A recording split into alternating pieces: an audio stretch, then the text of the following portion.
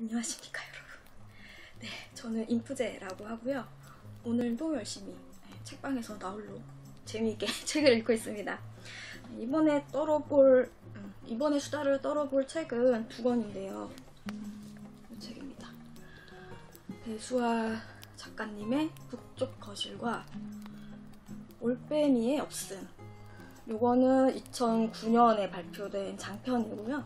이거는 2010년에 발표된 단편 모음집입니다. 이렇게 두 권을 수다를 떨어볼 건데요. 오늘 또 북쪽 거실에 맞게 나름의 깔맞춤으로 옷도 이렇게 파란색으로 입어보았습니다. TMI. 그렇습니다. 자, 배수아 작가님 작품 어려워하시는 분들이 꽤 있는 걸로 알고 있거든요. 네, 물론 저처럼 좋아하는 매니아분들도 있지만 지루하고 무슨 말 하는지 모르겠다 라고 말하는 분들도 많이 있을 것 같아요. 사실 저도 어렵긴 어렵습니다. 근데 배수아 작가님 소설은 막 이렇게 분석하고 따지고 들고 막 그러면서 읽으면은 진짜 어려우면 한도 끝도 없이 어렵기 때문에 오늘은 이렇게 책의 줄거리 이런 내용보다는 배수아 작가님의 작품을 좀 이해하는 데 도움이 될 수 있을 만한 그런 거를 좀 알려드리고자 이렇게 영상을 찍어봅니다. 배수아 작가님이 1993년도에 데뷔를 하셨거든요. 지난번에 배수아 작가님의 아주 초기작을 읽어서 여러분들께 얘기를 해드린 적이 있죠. 그게 초기작인데요. 그러니까 그 이후로 지금까지도 계속 활동을 작가로도 하고 계시고 소설도 많이 쓰셨고 에세이도 몇 권 쓰셨고 그리고 번역도 참 많이 하셨어요. 그러니까 계속 활동을 하시고 계시는데 이 배수아 작가님의 이제 소설을 처음부터 지금까지로 보면 크게 한 3단계 정도로 나눠볼 수가 있어요. 그러니까 배수아 작가님도 활동을 오래 하셨기 때문에 그 글을 쓰는 방식이나 주제 같은 것들이 변화를 거치잖아요. 처음에는 저번에 제가 말씀드렸던 그런 주제, 그러니까 성장이 없는 성장소설 위주의 그런 좀 그래도 지금보다는 약간 현실적인 감각이 많이 들어가 있는 그런 작품을 많이 썼다면 중간 정도에는 그 배수아 작가님 특유의 몽환적이고도 이제 좀 감각적인 그런 작품들을 많이 쓰셨는데 제가 보통 이제 좋아하는 작품들은 그 중간 단계에 있는 그런 작품들입니다.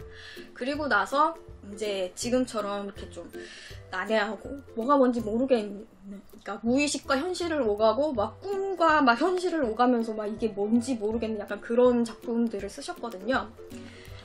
그렇게 저는 이렇게 세 부분으로 보고 있는데 이제 이 북쪽 거실이라는 작품이 이제 그 배수아님의 그 뒤쪽 그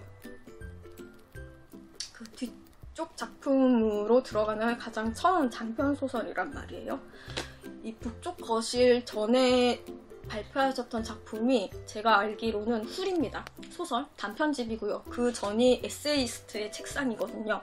이 에세이스트의 책상 좋아하는 배수아님 작가분의 독자들이 굉장히 많은 걸로 제가 알고 있는데 그 책과 훌, 그 사이에 3년이라는 공백기가 있었고 그 3년 이후에 발표한 책이 이 북쪽 거실이라는 소설인데 장편.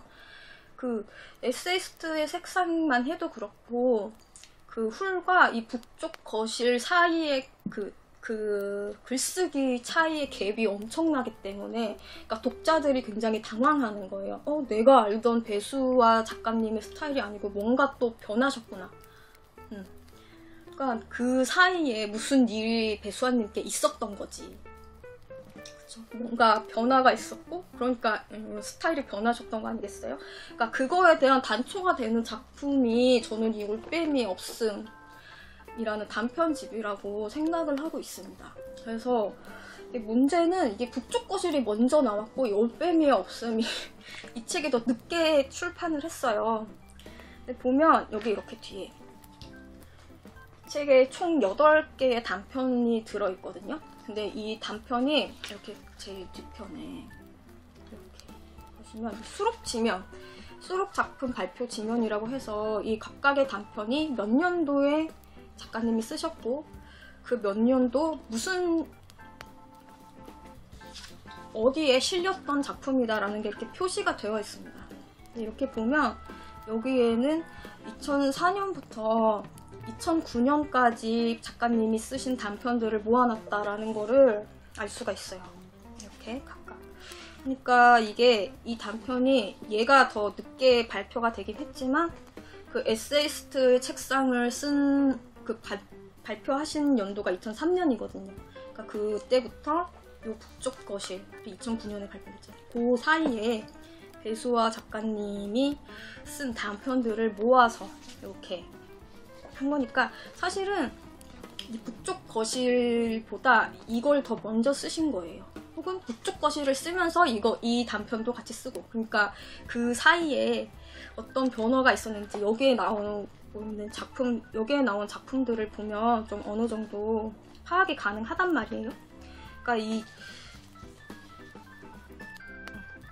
여기에 이제 수록이 된 양의 첫눈이나 부격 이런 작품들은 그 예전에 배수아님이 그러니까 그 북쪽 거실 전에 쓰셨던 그러니까 뭐 에세이스트 책상이나 술 그런 느낌이 나요. 양의 첫눈 같은 경우에는 약간 딜레당트적인 그런 느낌이 있고, 그리고 부격 이거는 또 약간 데카당스적이에요. 그러면서 약간 그런 몽환적인 그런 느낌이 난단 말이에요. 그래서 이게 아마 그 전 작품인 것 같고, 그 다음에 이 올빼미와 이 표제적인 올빼미의 없음 이 작품이 들어있는데, 이걸 읽어보면 여기에서 이 작가님이 이게 좀 이 배수아님의 실화를 이제 좀 약간 소설로 각색해서 쓴 것 같은 그런 느낌이 많이 든단 말이에요. 그래서 여기에 보면 배수아 작가님이 작가 활동을 하면서 이제 문학적인 스승 역할을 했던 어떤 분이 돌아가신 것 같은 그런 내용이 이제 좀 느껴집니다. 그래서 아마 요 북적거실을 발표하고 그 에세이스트의 책상에서 북적거실을 발표하기 전 사이에 아마 배수아 작가님의 문학적인 스승님이 누군가 돌아가시는 그런 일을 경험을 하게 된 게 아닌가, 그런 생각이 들었어요. 그리고 나서 이제 나머지 이 4편의 작품들이 이제 배수아 작가님이 요 앞에 요 4개의 단편은 이제 과거의 글쓰기가 되는 거고, 이제 이 새로운 글쓰기, 그러니까 스승님 없이 자기 혼자만의 목소리를 찾아야 되는 그런 이제 상황에 처해 있던 거죠. 그래서 그것에 대해서 굉장히 좀 자유롭게 생각을 하면서 쓰신 작품이 밤이 염세적이다 이건 것 같은데, 이거 되게 어렵습니다. 무슨 말 하는지도 모르겠고, 저 처음에 읽었을 때 이게 도대체 무슨 말인지 너무 어려워가지고 정신을 하나도 못 차렸어요. 단치 무슨 말인지. 그러니까 배수아 작가님이 독자를 전혀 고려하지 않고 독자의 수준을 전혀 고려하지 않고 그냥 자기의 슬픔을 있는 대로 그냥 자기가 쓸 수 있는 대로 다 쓰신 것 같아요. 그래서 자기가 작가로서 문학계에서 생활을 하면서 겪었던 일, 그 다음에 이제 창작의 고통, 그런 것들을 이제 좀 자유롭게, 정말 자유롭게 쓰신 거 아닌가, 그런 느낌을 저는 받았습니다. 밤이 염세적이다. 그래서 받았고, 그러고 나서 이제 여러분들께 이 북쪽 거실을 읽기 전에, 그리고 요 다음 작품인, 그러니까 요 올빼미의 없음 다음 작품인 서울의 낮은 언덕들이라는 작품이 있습니다. 그거까지 포함해서 요 북쪽 거실, 올빼미의 없음, 서울의 낮은 언덕들, 그 3권이 제가 알기로는 배수아 작가님의 3대 난작일 겁니다. 아마 배수아님 책 중에서 정말 이게 뭐지 싶은 어려운 작품으로 제가 알고 있거든요. 그러니까 그 책도 읽기 전에 요 올빼미의 없음이라는 단편에 수록된 어느 하루가 다르다면 그것은 왜일까? 라는 단편이 있고요. 그 다음에 무종이라는 작품이 있습니다. 왜냐면 이 어느 하루가 다르다면 그것은 왜일까? 이 작품은 2007년에 쓰셨네요. 2007년에 쓰셨고, 그 다음에 이 무종은 2009월호에 발표를 하셨고.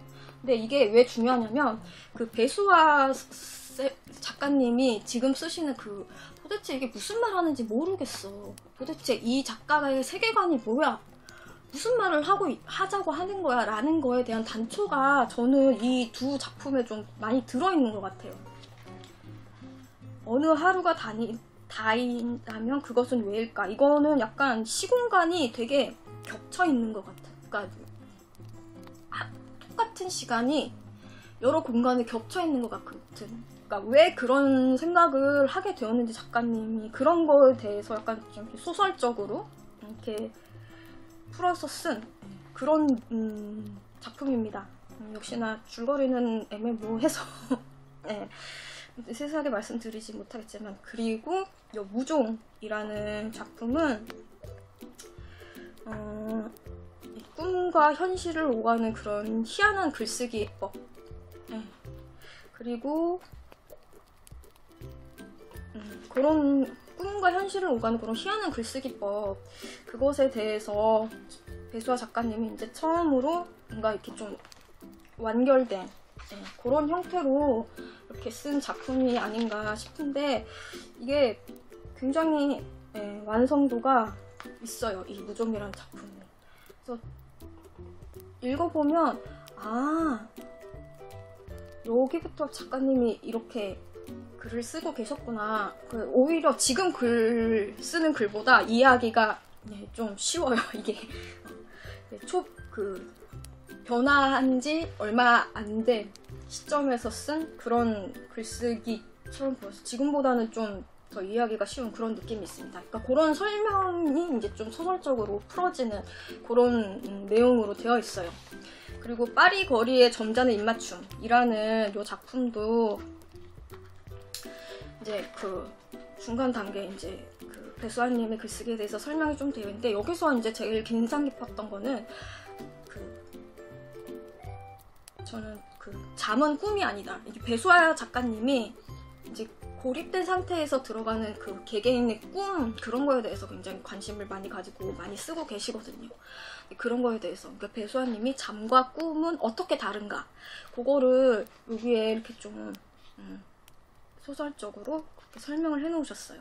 근데 이 파리 거리에서의 점잖은 입맞춤, 이 작품도 저는 지금 읽어도 되게 난해요. 어려워요. 네.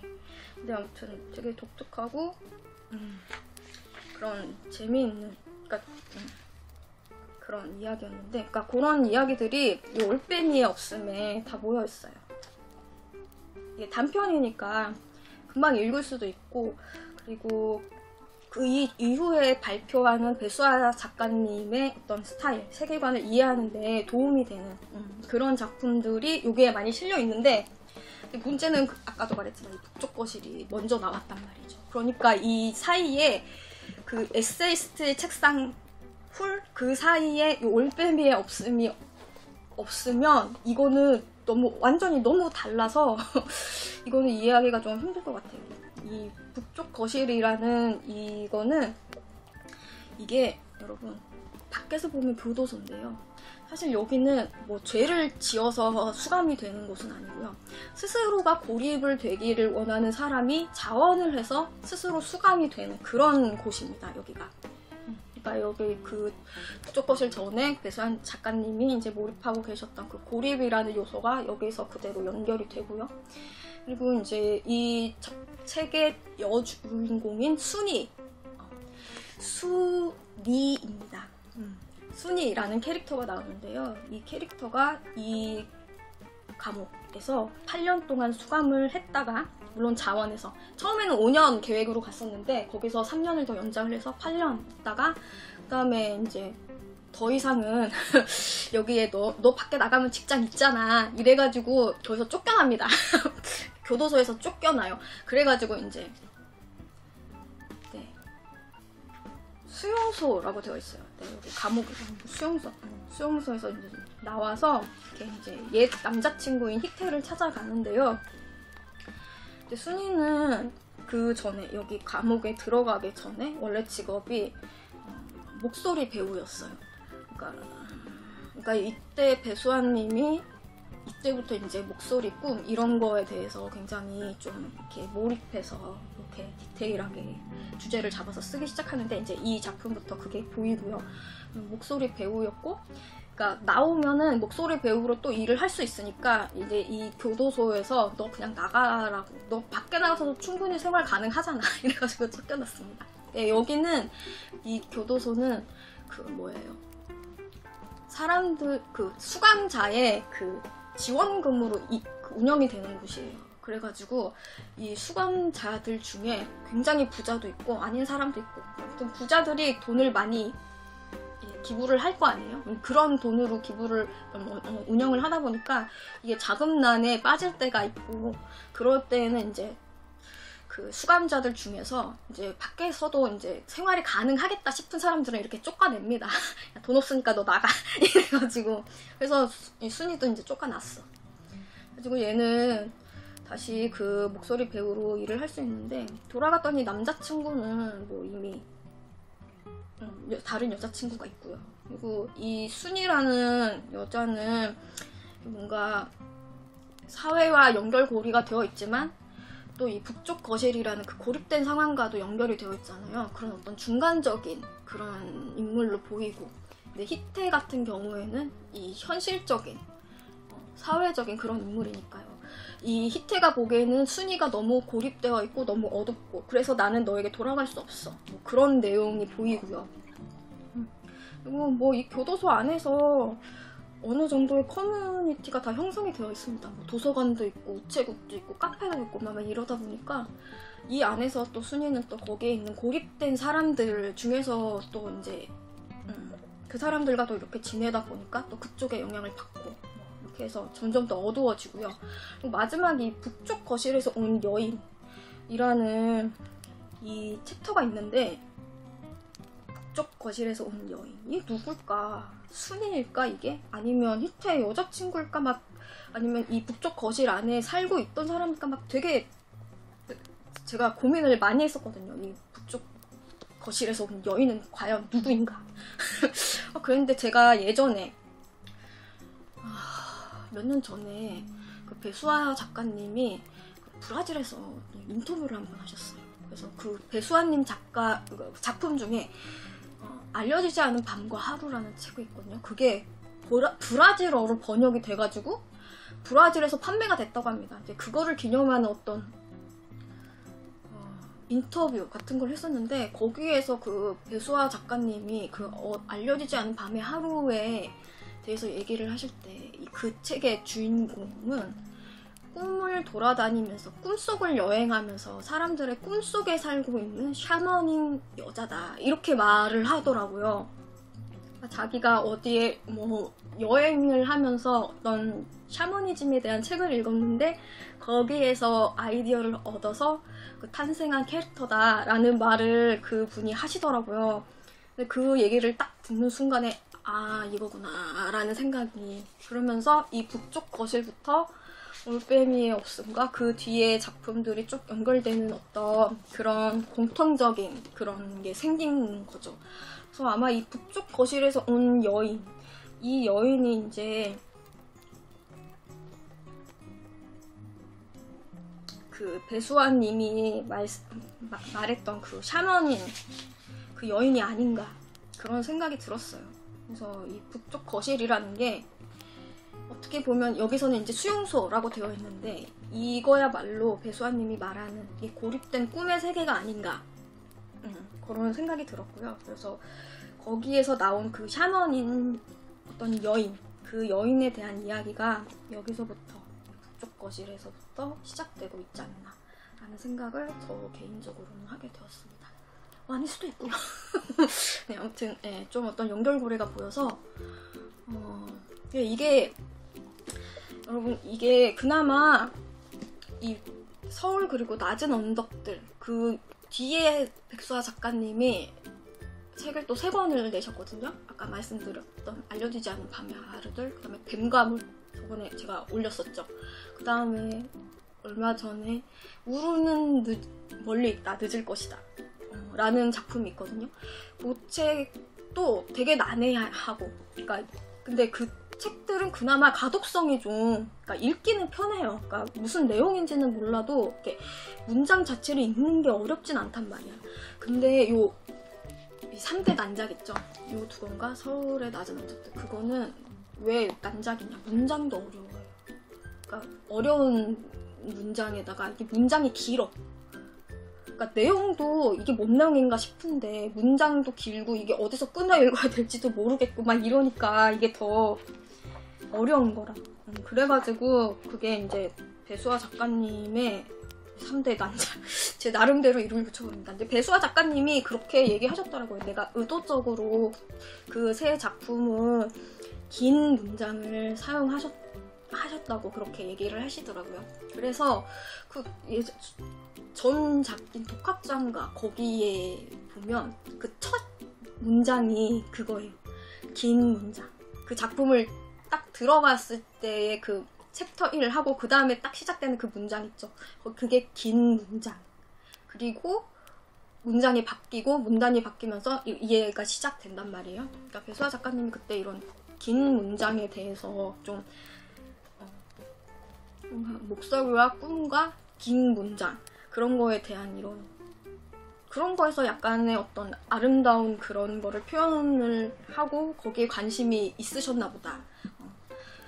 그런 생각이 들어서 들었고, 그리고 나서 그 서울 그 낮은 언덕, 서울 그리고 낮은 언덕들 그거를 다 쓰고 나서 아 이제 좀 사람들한테 쉽게 익히는 책을 쓰고 싶다 해가지고 그 알려지지 않은 밤과 하루는 그렇게 이제 좀 가독성이 좋게 그렇게 썼다라고 말씀하시더라고요.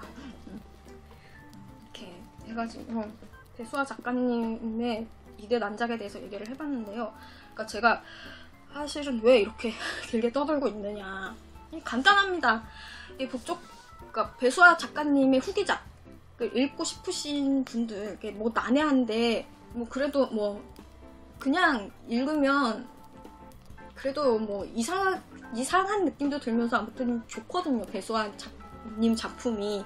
근데 조금이라도 이해하는데 도움이 되고 싶다면, 이거를 제일 먼저 읽으세요.